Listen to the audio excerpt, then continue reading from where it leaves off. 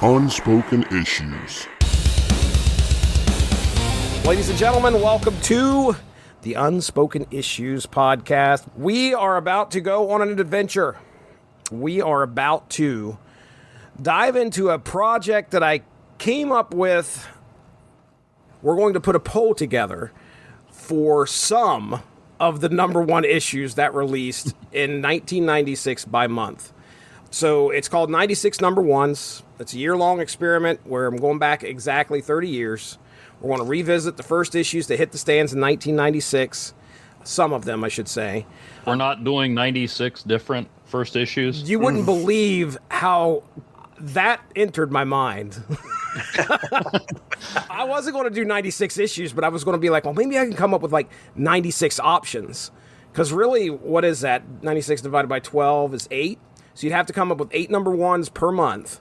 And that's not hard to do, although you would be really scraping the bottom of the barrel to come up with number ones. So you're going into like independent stuff for sure. So I just stuck with Marvel, DC, Image, and Dark Horse. And so I'm using those 4 companies, and I'm pulling number ones for each month, which was easy to do. I've already got the spreadsheet done. I've got all my options ready to go for the rest of the year. And we put them up for a vote on the Unspoken Decade Facebook page, and they pick them. So it's just a way of definitely having a poll there for sure every month, and we'll let it run all month, and then anything else we come up with extra great. We are talking 2099 tonight because we did have a poll that got ran, and X Nation 2099 number one ended up winning the poll, and I'll give the results here in a second. But yeah, that's what I'm getting into here. And of course, Chris Armstrong, this is 1996. Are you, I cannot remember, are you back in the game now, or are you not back? Are you still out? I think I'm in, but I've never read this before. Evan Bevins, it's X Nation. It's a chromium cover sitting on the shelves. Were you tempted back in the day at all, Evan, to pick this one up off the shelves? I think I had gone back to the present. I was no longer regularly reading 2099. I'm sure I was tempted at some point just because it was an X-Men spinoff in 2099. Even when I was no longer regularly reading 2099 stuff, I was kind of glad to see that it was still going on and there was this little pocket of continuity or whatever. But I don't even know if I ever saw this on the shelf. I think I remember seeing it advertised in other comics, but no, I didn't remember it existed until you said, hey, let's talk about this one. Mm-hmm. And I said, well, why not? While I was back into reading comics by this time, I didn't have a driver's license yet or anything, so I was still not going to the comic shops very regularly. So I had always kind of assumed that, because I knew this book existed, I kind of assumed this took the place of X-Men 2099. But I looked, and X-Men 2099 would go for like several months past the launch of this book. So they were coexisting for a while. Okay. All right. Well, this is jumping into my notes a little bit, I guess. But this is sort of like almost like Generation X 2099 or New Mutants 2099. Yeah, that was kind of the feeling I got. I think I remember seeing this, but it felt like we were so far into the lifespan of the 2099 universe. I had gotten less and less interested, I guess is probably the best way to put it. So I knew this was a thing. I never read it. This is the first time I had the option to sit down and talk about it. Before we get into the poll results, before we get into everything here, obviously we gave away the winner. That's okay. I'll tell everybody who it was up against. And part of 96 number ones is also kind of a look at what's going on in the industry. And 96 is not a good year, especially for Marvel Comics. So I've been kind of doing a little bit of research on what's going on, but also I've been jumping into Wizard to look at some of... The comics magazine? The comics magazine, as a matter of fact, to get an idea of what's on the shelves. What are we promoting? So I pulled up the first issue of 1996, or at least the one that's dated January of 96. Granted, this was probably on the shelves a little bit before that, but that's all right. We got a lot of promotion, including an article and a / interview of Humberto Ramos, our artist here, on X Nation 2099. So he's talking about that and promoting it here in this issue. I'm going to share my screen real quick. We just got to kind of set the tone. right out the gate what 95 was like going into 96, and Wizard did a great job of putting together a little calendar or highlight of 95, and we'll go month by month. I'll just read. I'll try and get through it as quickly as I can. I don't plan on spending too much time. I know our time's limited here, but I just kind of want to go through it and look at it together, and anything comes to your guys' mind, let me know. This era of Wizard seems like the mid to late 90s is when the magazine sort of came into its own, to a point where it was like, at least for me, Wizard was one of the top picks. If I've got enough money to grab a couple comics and there's a choice between one of my main comic books or Wizard, I'm probably just going to get Wizard. Like, right. It was one of the top priorities for me. There's our cover. We'll cover the Wizard with the Romitas doing a rendition of Spider-Man here. It's been a long time since I've seen a John Romita Spider-Man on the shelves. Right. Which is not a complaint. I love Romita Jr. drawing Spider-Man. We even got a Stan Lee interview in here, too. 2 articles one featuring Rob Liefeld and the other one featuring Stan Lee. So the main thing I want to get, I think it's on page 135, and I'm basically scrolling through this for your guys' benefit, too, so anything that pops out, feel free. Oh, look at that. We've done that one. Spawn Wildcats. Yeah, it's good stuff. By Alan Moore. Alan Moore's name. I bet he's angry about that. I bet he's angry about something all the time, every day. Yeah, we're getting into the latter Phoenix part. Resurrection, Ed. Yep. There's a Weapon Zero #1. And I'll just tell you, just kind of perusing through this, we're getting ready to get into the amalgam age. Like, DC versus Marvel is going on. There's a few ads for that in here, but there's also some ads for amalgam, so that's already getting ready to take off. Here's our casting call. Yeah. For that. They were shooting for just anything that was alternative comics, and there's a lot of, like, casting Tom Hanks. Kind of interesting, yeah. Tom Hanks for Concrete. Joe Pesci for Cerebus. Liam Neeson. Yeah, Liam Neeson is Marv from Sin City. Right. Which, that's not going to happen, but Sin City will. Grendel? I would like to see a Grendel movie, to be honest. I don't know a whole lot about the character, but I would. Robin Williams as the Flaming Carrot? Yes. We didn't get that, but we got Mystery Men. Yes, we did.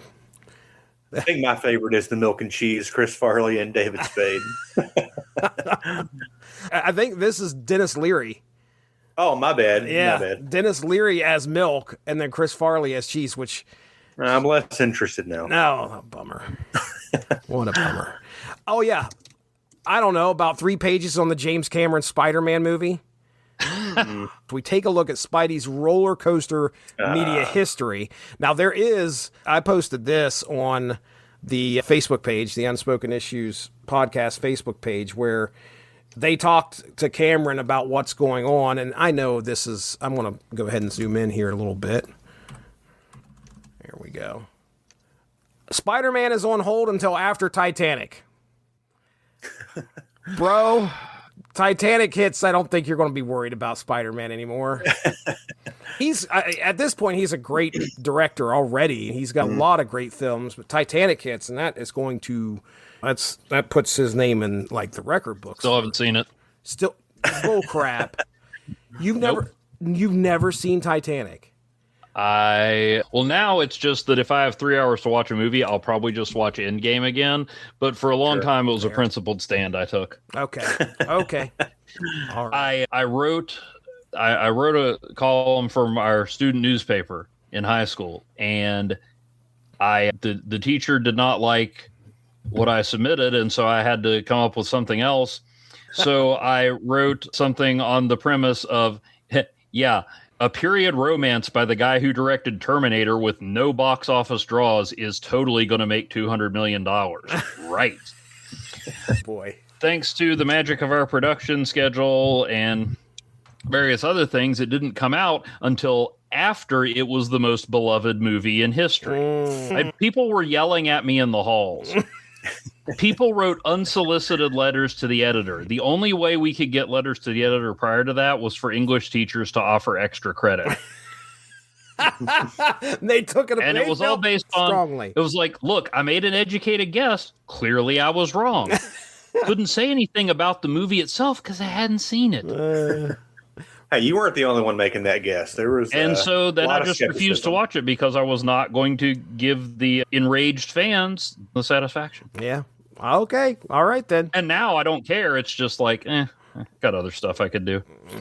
Well, Plus, somebody told me early on the boat sank, so I'm about spoilers. spoilers. Extreme Destroyer's about to happen. All right, I'm getting there. I did want to point this out. So this is who's in and who's out because, as I mentioned earlier, Marvel by the end of this year, by the end of 96, is going to file bankruptcy. And this whole article is called Marvel Gets Back to Basics and Rebuilds the House of Ideas. Let's look at who's in and who's out for 1996. Who's in? Thor. Who's out? Thunderstrike. Boo. Who's in? Iron Man. I had a vested interest in Thunderstrike, okay? Who's in? Iron Man. Who's out? War Machine. Who's in? Captain America. Who's out? U.S. Agent. I like Captain America better, but U.S. Agent has like one of the best costumes in Marvel history. I agree. Who's in? The Avengers. Who's Talking out? about the baton era. The Baton. The baton era of U.S. Agent. No, Get the helmet. just the alternate Captain America. All right. Okay. So the Avengers are in. Force Works is out. Ghost Rider's in, but Blaze and Blade are out. I don't think Ghost Rider's going to be in for much longer. Around this time. Doctor Strange is in. Hellstorm and Druid are out. Fantastic Four is in. Fantastic Force out. They were just getting started. They were too. Punisher. I'm still surprised from when we talked about them that they made it 18 issues. So these are apparently this is, these are, they're talking about, this is where they're cutting down things. I think so. Yeah. Punisher's in, but Punisher War Journal and War Zone are out. And Silver Surfer's in. And then half of the cosmic stuff just goes away. Warlock and the Infinity Watch, Guardians of the Galaxy, and Quasar are out. I believe this is around the time Darkhawk and Sleepwalker took a bow as well. This is like really? the culling of the Marvel line. There is an article by Mark Shapiro called 8 to the 4 96. All right. A look at 8 creative talents to keep your eyes on. The first one is Charles Adlard, or Adlard, however you say his last name. So he's the penciler for Walking Dead, right? Yeah, he took over for Tony Moore after like 6 issues or something like Charlie Adlard. Edvin Biokovic, don't recognize that name. Darko McCann, don't recognize that name. Gene Ha, I do. Oh, yeah. I know him from Top 10, the Alan Moore book, Okay. among other things. He did a Justice League issue. I was mad about that. Oh, sorry.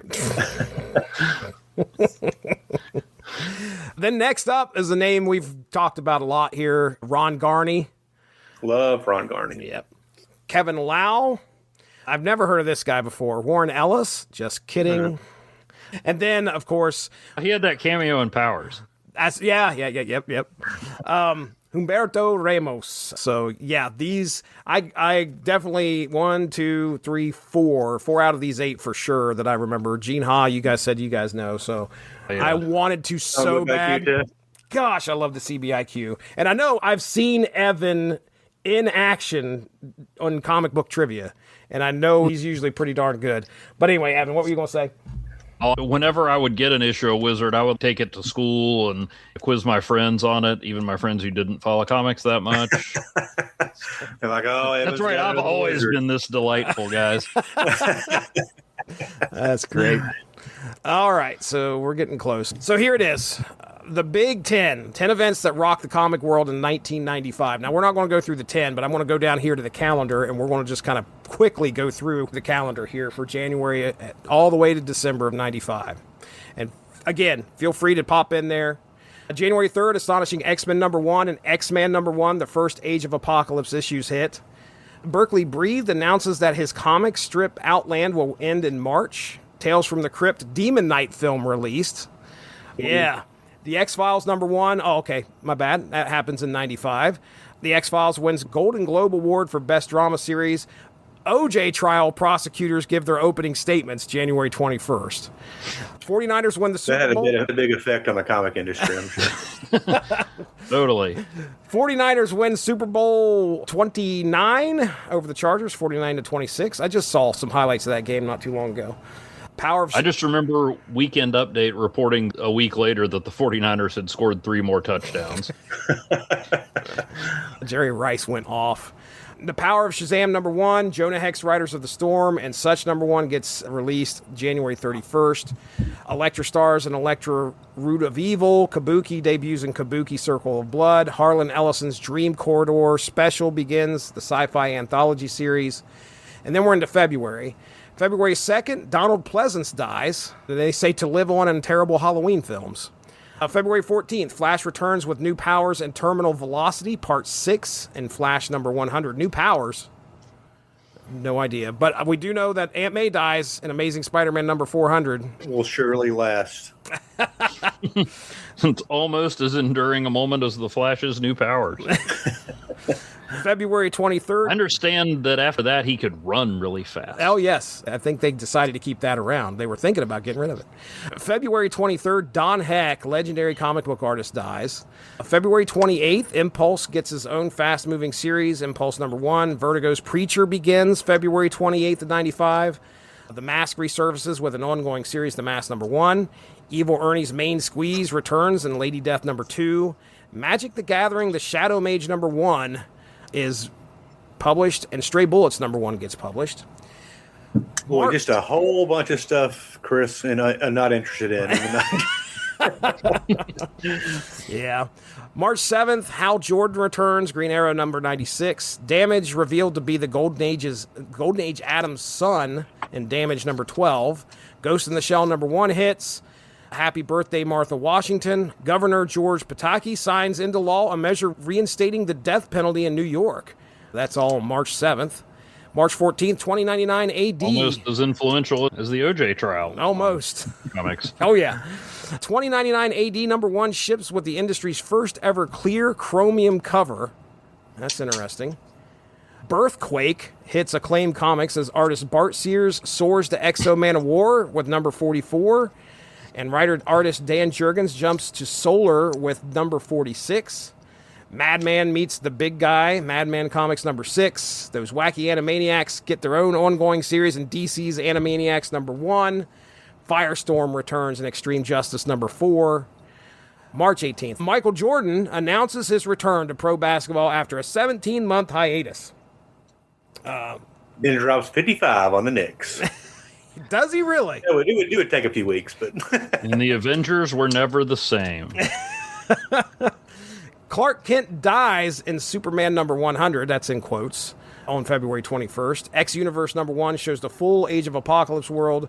Double Impact #1 unleashes 2 new bad girls. 25th of March, heavyweight boxing champ Mike Tyson released from prison. Now No he's one a would ever- beloved public figure. yeah, no one would ever mention why he went to prison in the first place. Forrest Gump sweeps the Academy Awards on March 27th. Pulp Fiction with consolation prize of Best Original Screenplay. The 28th, Gen 13 becomes an ongoing series with 13 variant covers to kick it off. That seems like a lot back Amateurs. then. Yeah, I was going to say, seems like a lot back then. That's a different. That's a That many Well, variants for the 5th issue of a Marvel character you've never heard of these days. Right. I do like that Pulp Fiction homage Gen 13 cover. That's pretty cool. Yeah, yeah. And just a travesty. Like, look, Pulp Fiction probably shouldn't have won either. It probably should have been Shawshank Redemption. Forrest Gump winning is just a travesty. There is. Oh, come on. I think that discussion is actually Mark, and I think They did it on trial. Yeah, Oh, of that really? whole Yeah. year. Frank and Forrest Gump. Was it the awards themselves, or was it just the best picture? It was a civil suit, I think. Yeah. Shawshank versus Forrest Gump. I think so. The 31st of March, Selena, Latin American singer, is fatally shot. April 2nd, Major League Baseball player strike officially ends. The 3rd of April, UCLA wins. Negotiated by NFL Super Pro. We're tying it all to comics, folks. Just be ready. Somebody needs to. April 3rd, UCLA wins the NCAA championship over Arkansas, 89-78. April 4th, several DC titles switched to better format and higher prices, starting at Action Comics 710. April 11th, Ghost and Lisa Simpson get their own ongoing series. April 19th, I'll never forget this, car bomb explodes outside the federal office building in Oklahoma City, Oklahoma, killing nearly 200 people. I remember I was at the house. I was going to Washington State at the time, I'm pretty sure. And I did that my last 2 years of high school. I was able to take college classes at college, so I didn't have to be at school some days. Didn't actually have to go to the school. But yeah, I can remember sitting at the house and that happening on TV. My brother lived in Oklahoma City for several years, and we visited him once, probably 12, 13 years ago. We went to the memorial for the bombing victims, whatever. Pretty harrowing. I'm sure it was. Just mention the comic stuff. All right. Sounds good.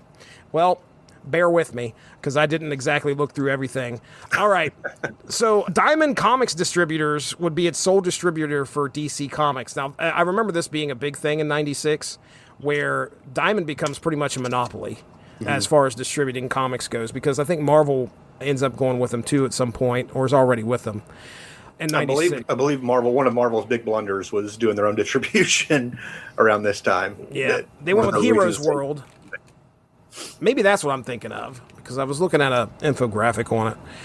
Okay, May 2nd, X-Men Prime #1 brings the X-Verse back to normal, in quotes. Milestone's Long Hot Summer kicks off. Sandman dies on the 9th of May and is replaced by Daniel. Okay. Shadowhawk dies of complications due to AIDS in Shadowhawk #18. R.I.P. Yeah. The 16th of May, Batman quits. Sovereign 7, DC's first creator-owned series to be integrated into the DC Universe. X-Men #5 ships, continuing the series' Age of Apocalypse, which is pretty cool. I'm a big X-Men fan. Wildstorm Rising epic begins in May. We're in the midst of the clone saga.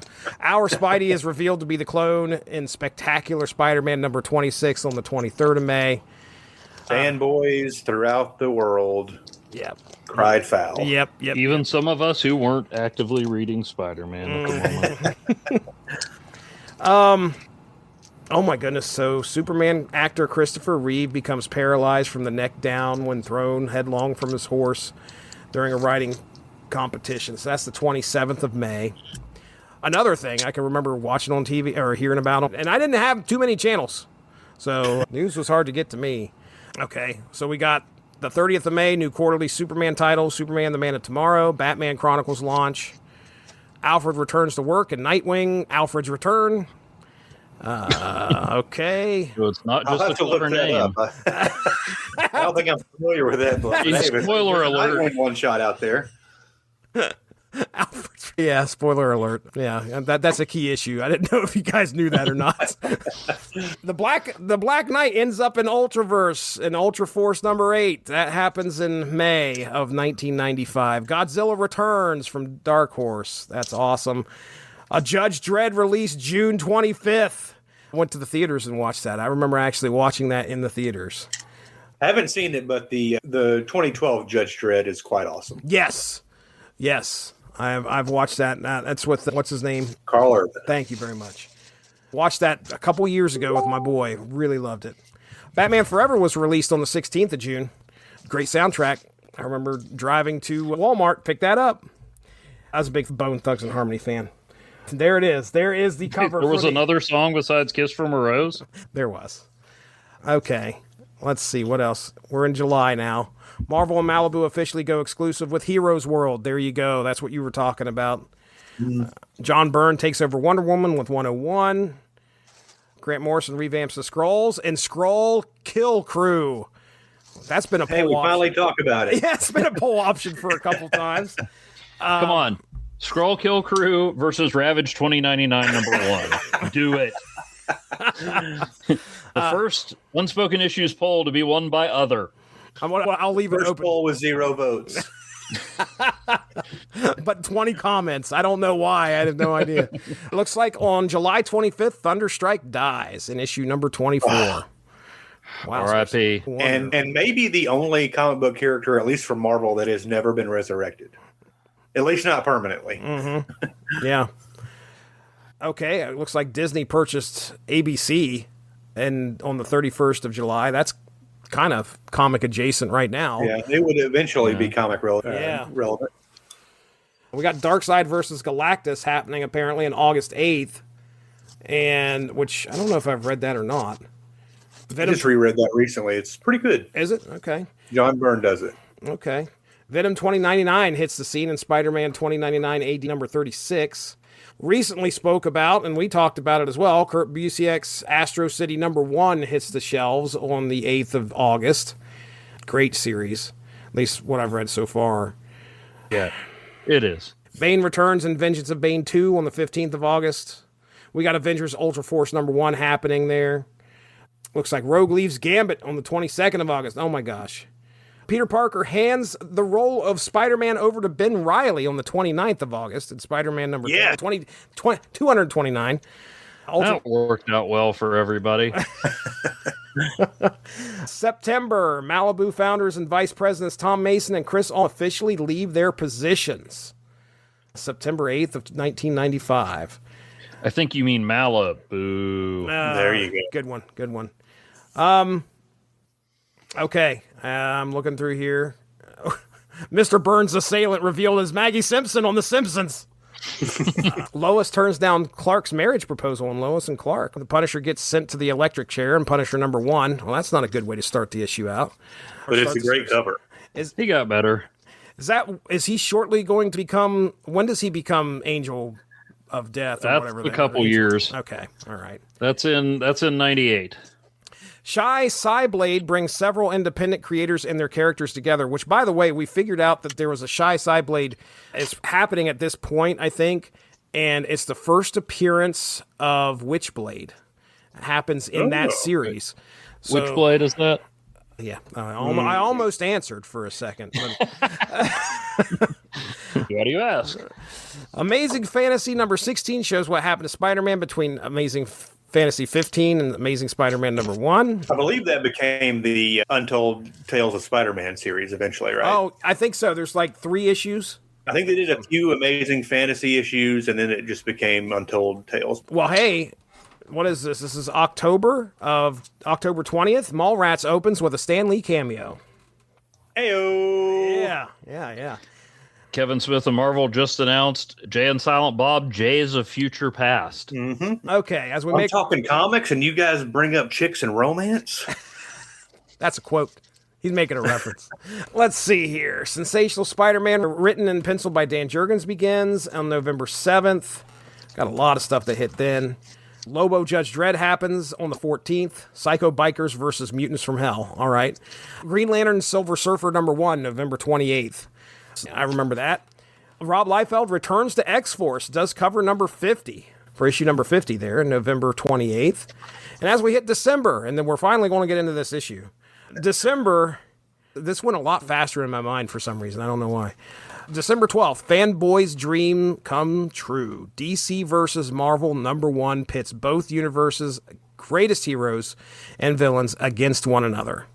Yeah, that was huge. In my opinion, I thought it was huge, but I understand that it was them understanding the landscape of the comic book industry and sales needed something.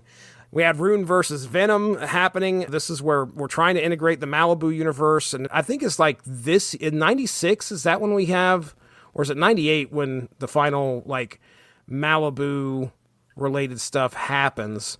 Because 96, maybe early 97 for Future Shock. I'm not sure on the street data, but yeah. Right. All right. I think we're done. We got in December 19th, there's a G.I. Joe number 1 from Dark Horse that hits. So that's the state of the industry there for 95. You got to think about this is leading up to 96, what we're getting ready to get into here.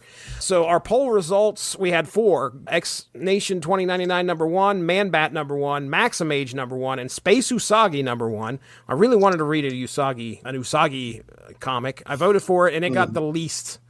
I think I also voted for it. So yeah, Space Usagi has 12% of the vote. Maximage number 1 has 13% of the vote. Man-Bat number 1 has 33% of the vote, which I think that was actually winning. And if I wouldn't have thrown this poll back out there, I don't think X Nation 2099 would have taken this. But I threw it back out there. I think it was like midway through the month. And then X Nation just took off. So we had a total of 75 votes, which is a great turnout. X Nation 2099 number 1 gets released on sale January 11th, 1996. Our creative team, I'll run that down here real quick. We got Tom Payer. He was an established writer and scripter with a career dating back to 1989 up to 96. His work was exclusively at DC, where he was a defining voice for their cosmic and team-based titles.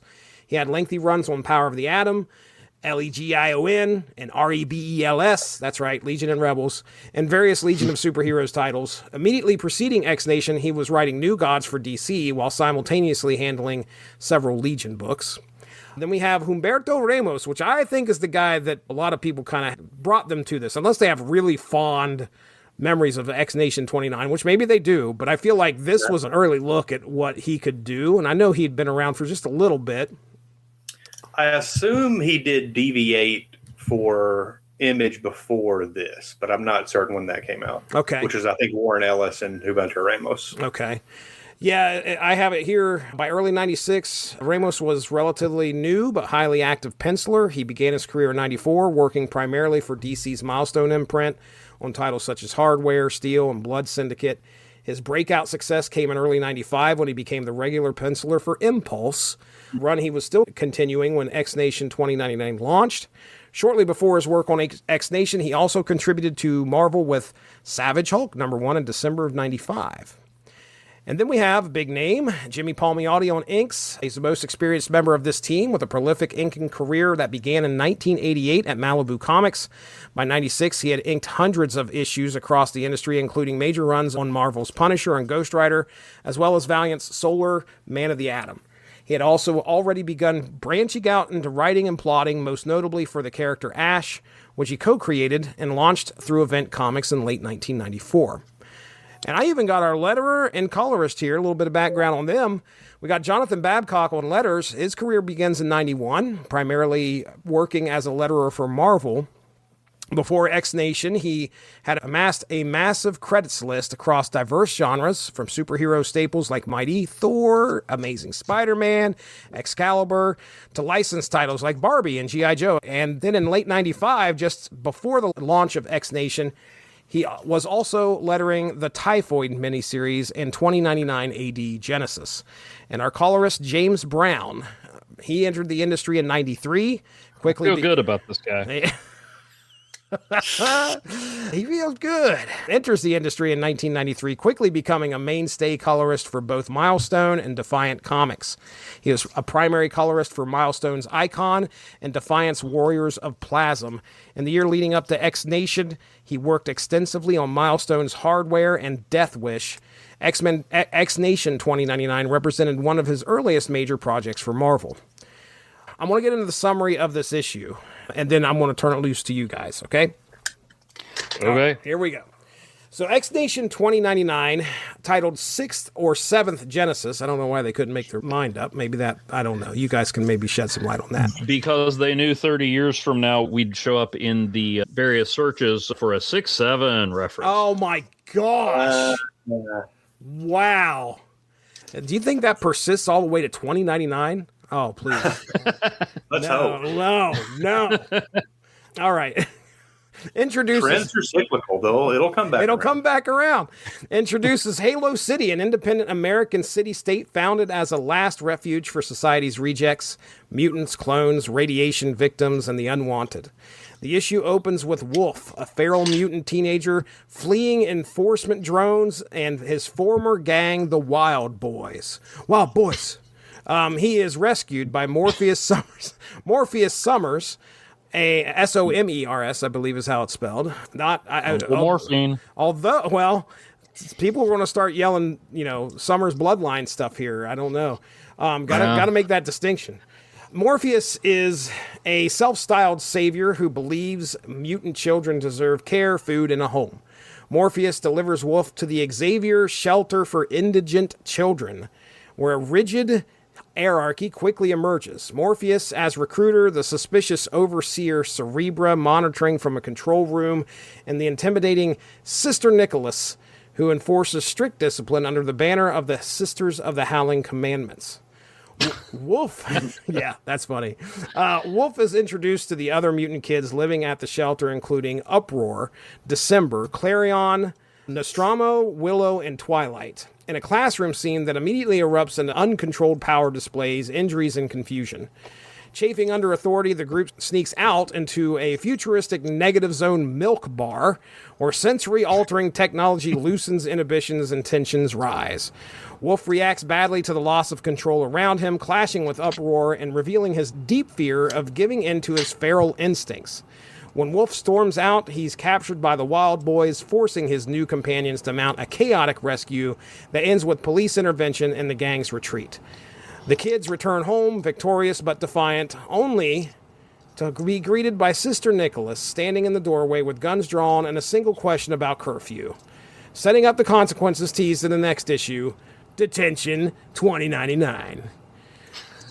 All right, so Evan Bevins, I'm going to give you the floor here, man. What do you think of X Nation 2099 #1?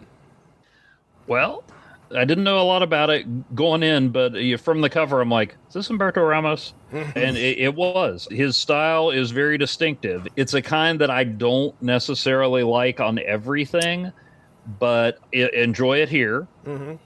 He's a guy, like I said, you can recognize his art just... Oh, yeah. Just for one image. So I made the note about Morphine Summers and the name. This was before a mutant haven / nation formed every couple of years in the X-Men comics. So this was a little bit of a new concept at that point. Let's see now. Cerebra, she was from X-Men 2099, correct? Yes. That's Shakti, right? Maybe. I'm not. I think that because she's the one who did show up in the Krakoa era recently. Yeah. So I absolutely love the Sisters of the Howling Commandments. I just love the wordplay. I kind of want to see a series about them. Right.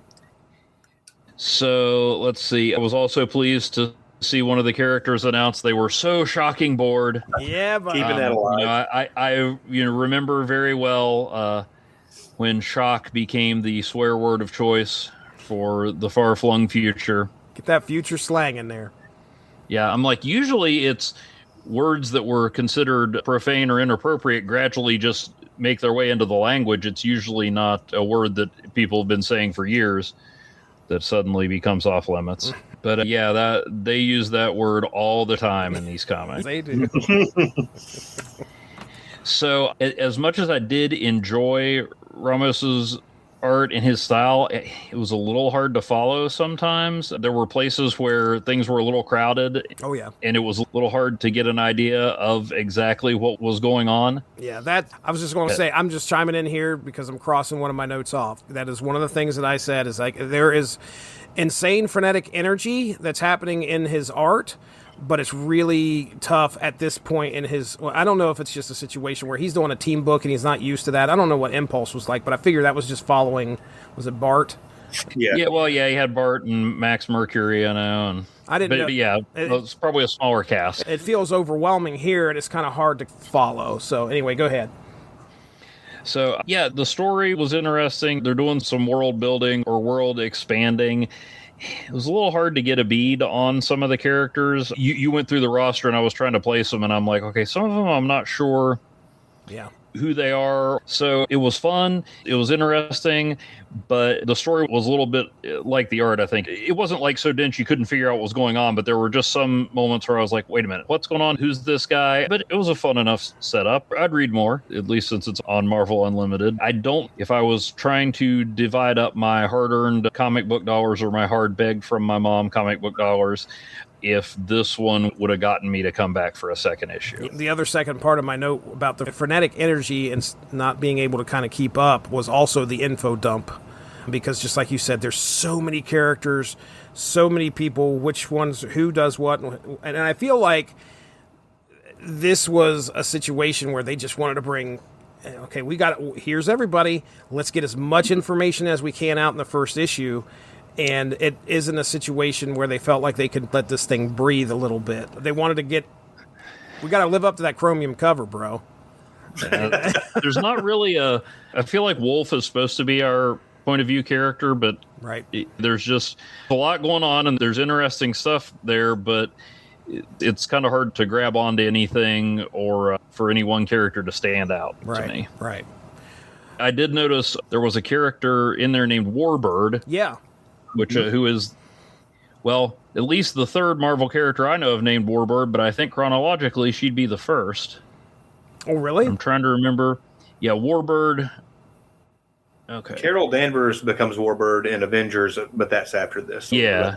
And then there's a soldier called Warbird. I'm trying to figure out which one actually is Warbird. I see someone yelling Warbird. Oh, it's got to be the one with completely bad all guy, black. right? Yeah, he was one from the Wild Boys. He was like all black with a red mask, and he has wings. Yeah. Right. Yeah, he looks awesome. I really dug how Warbird looked, and So you're more of a Wild Boys guy. apparently Wild Boys. All right. Okay, yeah, that was it for me. All right, Armstrong. Let's hear what you got for your notes there, brother. Yeah, I have been reading X-Men 2099 on Marvel Unlimited because I've never read that entire series, so I was planning to get to this eventually anyway, so I get to jump on it now. First note I have really is like page 4 or 5. Is that the Max we're seeing? Oh, yeah. As one of the Wild Boys or whatever? Is that the group that Wolf is running from? Yeah, apparently. Yeah, I think he was part of them at one point, and now they're just like trying to hunt him or something. But yeah, that's the name of the gang. Oh, yeah, I see him. That's the only time I think we see that character in this book, and it's got to be inspired by the Max, if nothing else. I also took note of the Summers last name, and I just have to assume eventually we're going to find out he's a descendant of Cyclops or Alex or somebody. Clearly, he's the son of Cyclops and Painkiller Jane. Yeah, that could be right. Sure. Morphine? I get it. I get it. Oh, okay. Sorry, I didn't think Jesse got it because he wasn't laughing hysterically. It's weird. Anyway, sorry, you were saying, Chris. They go to a milk bar, which I was like, what? What is this? And then it's kind of interesting. They've got this device that they apply to their forehead that turns milk into an alcoholic beverage of some sort. Yeah, it's either that or some type of hallucinogenic. I have no idea what's going on here. Yeah. It's crazy. One of the milk cartons has a "Have you seen me pee scummo?" I don't know what that reference is, but I'm sure it means something, or it's a reference to some character of some sort. I gotta say, I'm surprised there's a couple of Evan Bevan specials in here with the milk. The one that is getting chugged, the motto or tagline of the milk company, "It's utterly delicious." Oh, man, I missed that one. And I should read more thoroughly instead of just skimming. Also, when his milk is spilled, one of the other characters, I'm not sure which girl, the girl character, says, "Hey, don't cry over it." That's a good one. So I'm shocked that these slipped by Mr. Bevins. Watch your language there, Armstrong. Can't be shocked. Don't be getting shocked. Not on this program. Family podcast. We've got a character named Nostromo, which I only know that as an Alien reference, the name of the ship in the original Alien. Oh, yeah.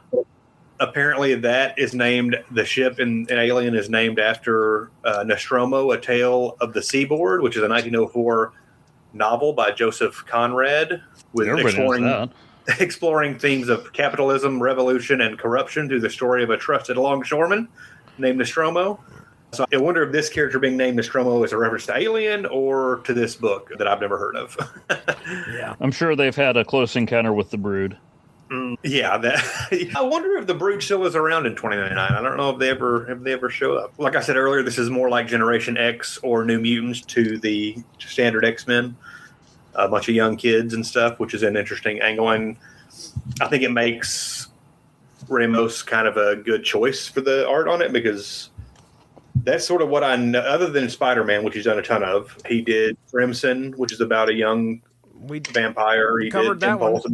He is actually the regular artist right now on Fantastic Four. Is he really? Mm-hmm. I dig his art style. I really do like his art style. It's exaggerated, but it's fun. So I've always dug him as a artist.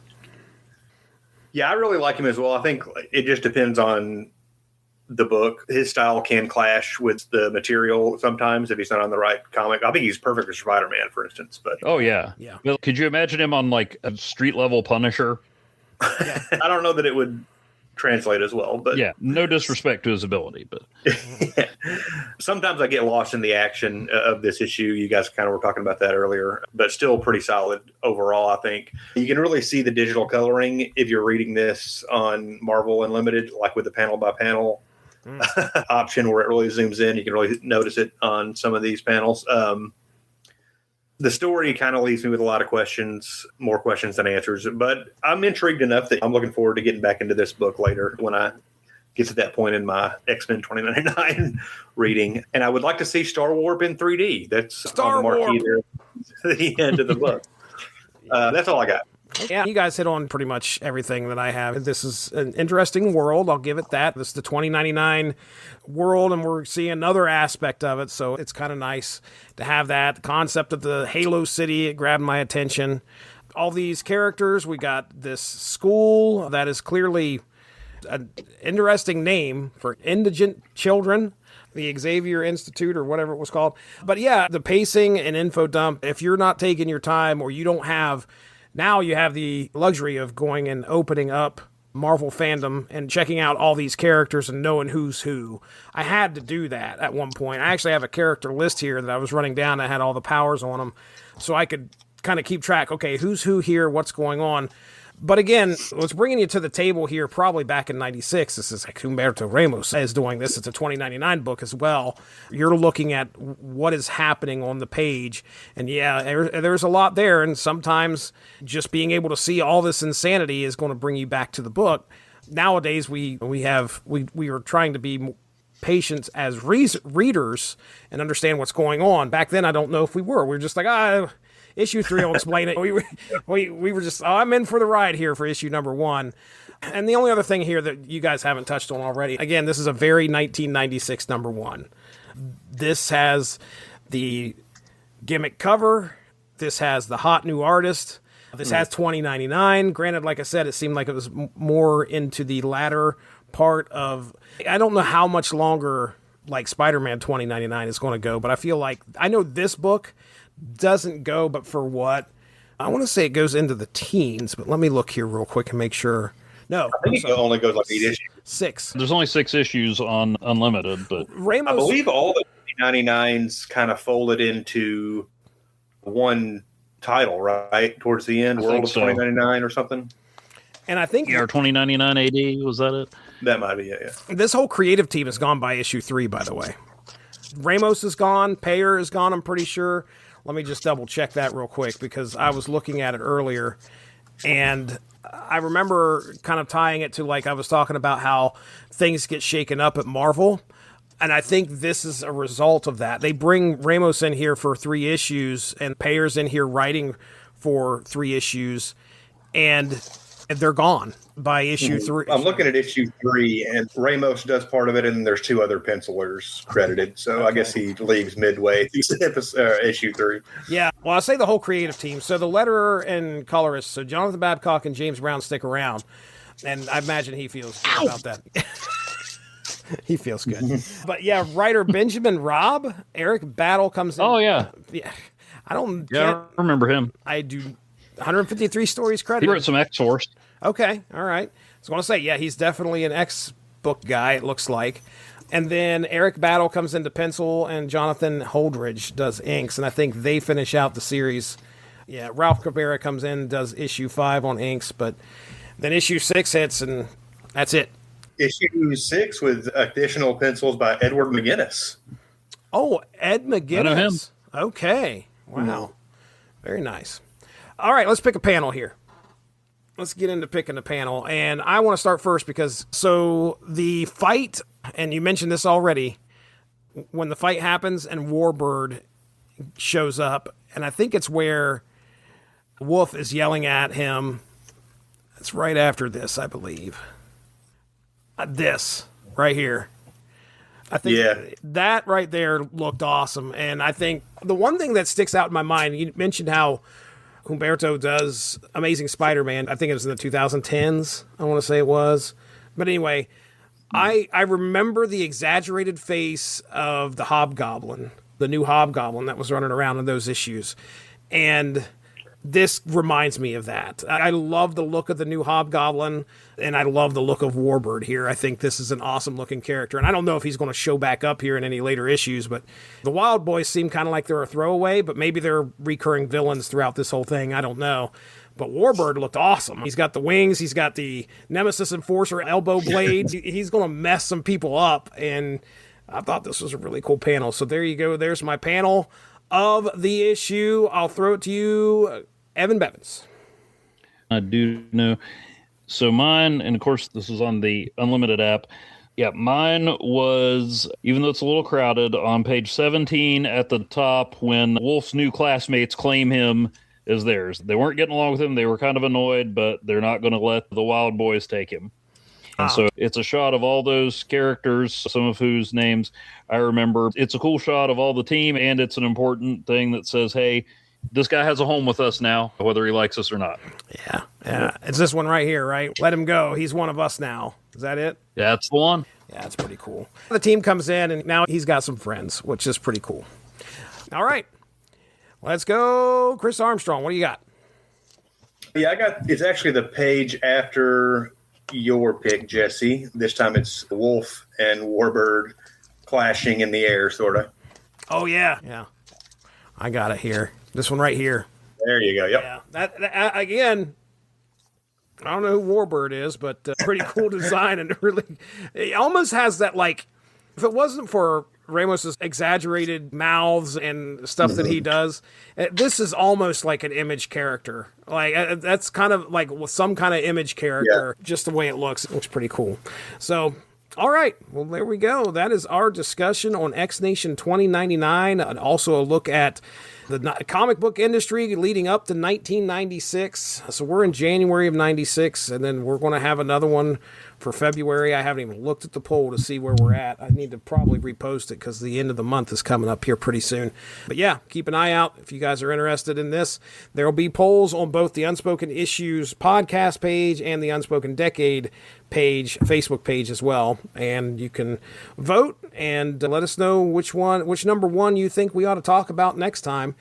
So with that being said, let's go ahead. We'll get into plugs. Evan Bevins, what are you doing over there on Asterisk 51? Well, a little bit of everything. Asterisk51.blogspot.com. I look at kind of offbeat comics, weird movies, things like that, or mainstream stuff that catches my attention. So I've got my most recent Dollar Tree Cinema entry was Valentine, the Dark Avenger. Oh, yeah. Which I believe I described it recently as the best Indonesian superhero movie I've ever seen. Also the only Indonesian superhero movie I've ever seen. But it was significantly better than I expected. Maybe not good, but way better than I expected. And so then, let's see. I am the guy who will slowly, over the course of years, chronicle Ravage 2099 when some people won't acknowledge that he exists. Although I'm coming to the end of Stan Lee's run on it, which frankly was the reason I cracked it open to begin with. So, but asterisk51.blogspot.com, you're bound to find something bizarre there to read about, or just be glad I read it instead of you. Chris Armstrong, let them know what's going on with Because Movies and small screeners. I had to reach into my brain there. What's going on over there? Yeah, I've got a couple of other podcasts I do with my buddy AJ, a couple of movie podcasts. One is Small Screeners, where we look at direct-to-video and made-for-TV movies. And we've also got another one called Because Movies, where we kind of have a little more free reign to talk about whatever we want. So you can follow those on your podcatcher of choice. Ladies and gentlemen, you're listening to this most likely on the Source Material Comics feed, I would assume, or you're probably checking it out on the Source Material Comics YouTube page. So check out anything in the archive there on the YouTube page. We should have just about every podcast that we have done on there. And yeah, hey, if you're listening to us, we got the Unspoken Issues podcast here where it's 90s comics all the time. Then we have the Source Material Comics podcast where it's me and Mark Radlich talking basically comics of any era. And then we have these other guests come on there. These guys have been on there. We have a good time doing that. And then we have the Snap Material podcast where me and Evan Bevins get together and talk Marvel Snap, that fun Marvel-based game on your mobile device. So we usually drop about 4 or 5 episodes a month, usually about 20 minutes a piece. You can listen to us get things right and get a lot of things wrong. And we have a good time doing it. That's the main thing. So with that being said, we're getting out of here. We'll definitely talk to you probably next month. So that over there is Evan Bevins. Over there is Chris Armstrong. I'm Jesse Starcher. Thanks for joining us. Have a good one. Bye-bye.